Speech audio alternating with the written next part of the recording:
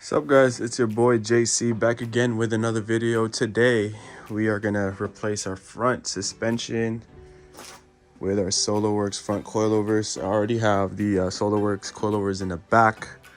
Last year I ran out of budget. I wanted to do poly mount bushings as well, but ran out of time, ran out of budget last year. So we're gonna throw these on, hopefully get a better result this year at autocross, because I have a feeling those old FKs in the front aren't stiff enough, or they're blown or something. These are new, and these are rated, I know for sure they're 400 pounds. The ones in the rear are 285. They're rated for VR6 Mark III, so hopefully that helps us with our bounciness in the turns, in the sharp turns in autocross from last year. Hopefully these will improve the car. Guys, before I give my 2 cents on ride height and how it affects performance, I just want to stress first, never have I claimed to be like a Mark II expert or anything like that. So let's just get that out of the way. Everything that I share with you guys is something that I've learned from friends, from people who I come on contact with online, or from my research, digging through like old Vortex threads and just Googling around grassroots motorsports. Here's the front FK coilovers. You can see how knackered the front collars are. It was just, had to live with these last year. You can see how the shock already dropped because we've already undid the nut from the top. Yeah, so basically all that's left to do is just undo these 2 bolts and it should pull right out. That being said, if you have some thoughts on the matter and if you actually have some experience on what I'm talking about, please feel free to chime in below. Leave a comment so we can start a discussion. Just use this as a forum. If you haven't already done so, I would appreciate it if you could like this video and subscribe as well. It doesn't matter if you're from the US, Canada, South Africa, England. If you love Mark IIs, let's help this video get around. All right, so we will have one coilover out. Here's a comparison side by side. Looks like they're the same height, actually. So let's set this one up. I know for this one for sure, before installing, we're supposed to take it apart like so and prime the coilover by pushing it down and down to where the bump stop is, and have it come back slowly. So that's one. Let's see, let's just take everything apart for now. And yes, before you even go there and call me out, I know that I'm on a set of Solo Werks. They're not exactly like KWs or Olin's or any of like H&Rs or IBACs, any of the top line stuff. And we don't know. Eventually I'll probably get there, but for now, I want to see what I can do with this setup. But most likely, yes, to answer your thoughts, in the future, I am looking at probably upgrading to like KW at least.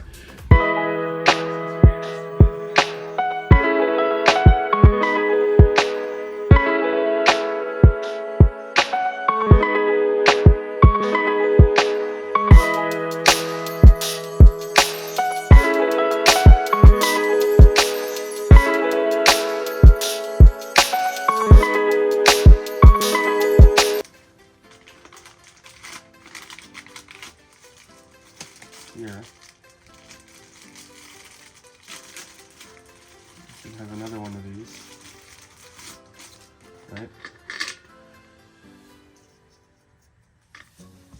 And then the Powerflex bushing on top of it, like so. And then we're supposed to use this nut here. Okay, that should be fun. So now that I've set the height, I'm gonna use the Boeing T9 formula and just soak the threads before I wind up the bottom collar here. I'll probably like put some copper anti-seize as well. Have a mixture of both, and wind this up, lock it down, and drop the car. It should be good. So right away, I already know what you're thinking. JC, that first collar is winded up so high. Are you trying to like build a monster truck or something? Well, here's what I learned, right? What really sets back the earlier Volkswagens is the Macpherson Strut setup, right? And it has some design limitations, which is number one, the limited suspension travel.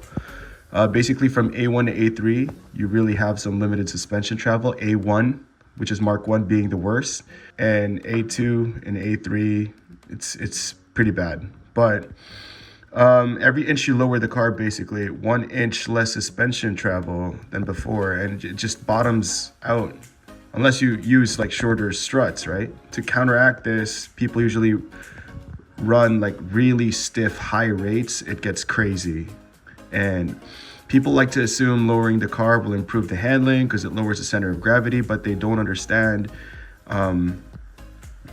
the roll center is always also lowered at a faster rate, which means as you lower the car, the more the car wants to roll more. So you really have to, alter the suspension geometry as well. What happens is people go way too low, their control arms are pointing up, it gets really bad. They try to, alleviate that with sway bars and stuff, and you just get something that, doesn't handle very well. And we'll get into what the necessary fixes are later. But basically, low isn't always good.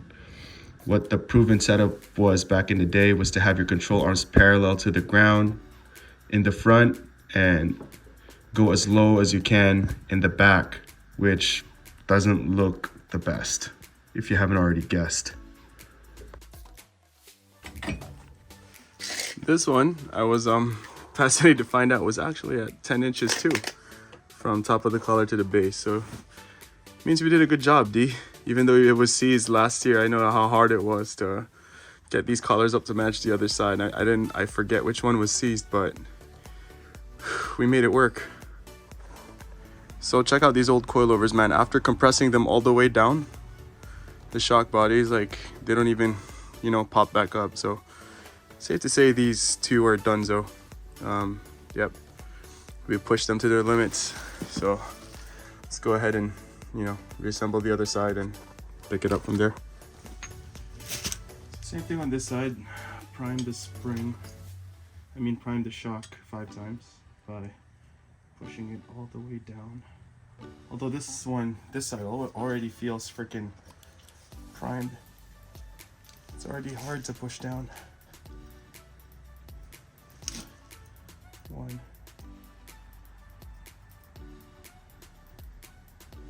All right, guys, so some of you guys might think, JC, if the Macpherson Strut setup is such a hindrance to you and what you're trying to achieve, then why don't you just move to a chassis like a Civic or something that has a double wishbone suspension? And the answer to that is, why does Eurosmith Garage stick with a Mark II VR for drag racing, right? There's arguably better platforms out there, but just so happens we're just in love with our cars. And so both of us are in the same boat, in which we're trying to make work what we have and do our best on our current platforms. Here's what I wanted to show you guys. So control arms are parallel. Dude, that's as parallel as it gets. Other side. Yep. All right, y'all, all done. Been really high, to be honest, like, but look at the just look at the gap. Whew. Brother, what's that? What's that, brother? Guys at the meet, you're gonna call this trucking, that's for sure. But it's a windy day out, but I just took it for a quick rip. Yeah, I couldn't stand the height with the control arms parallel. It was way too high for me, so I'm gonna compromise performance for looks this year.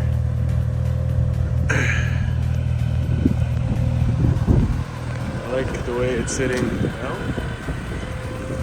A lot better compared to like last year. Maybe the rears could go up maybe 1/8 of 7-inch. Other than that, yeah, it seems to look pretty good. Surprised, but I have an LSD to go on later this year, as well as power steering conversion. So there's the rack and all the parts. All the pulleys and hardware are here. Shout outs to Scrappy Ray for all that stuff. So probably after getting this car aligned, I'll just run it for May. In June, I'm gonna have it over at my friend Dick's house. He's gonna throw on the power steering conversion on for me while I'm in Chicago for 2 weeks. I'll come back to the car. It shall be all good. And later on the year, I'll have him throw on this LSD for me as well. So there you have it, guys. In conclusion, I tried to set it up the way it was supposed to be set up with the control arms parallel to the ground for the best, you know, suspension, whatever setup, optimal for handling, not compromising bump steer and steering without going too low, but just hated the way it looked. So let me know in the comment section below, would you compromise performance for looks? And in my case, I know there's a way around it. Basically get, you know, a better coilover setup with dampening adjustability like some KWs. Go back down low and fix basically the suspension geometry with ball joint extensions and tie rod extensions. So that's probably next on the list. However, might be too late for this year. The first event is next month. And from what I know, the tie rod extensions are also dependent on what kind of rack you have. So I know I have a power steering rack about to go in. So that stuff will probably have to wait till, you know, next spring. We'll have to just, you know, get by with trying to wheel it as fast as we can on its current setup this year. But anyways, let me know what you guys think. Leave a comment, leave me your thoughts, subscribe if you haven't already, give us a like, and until next time, peace.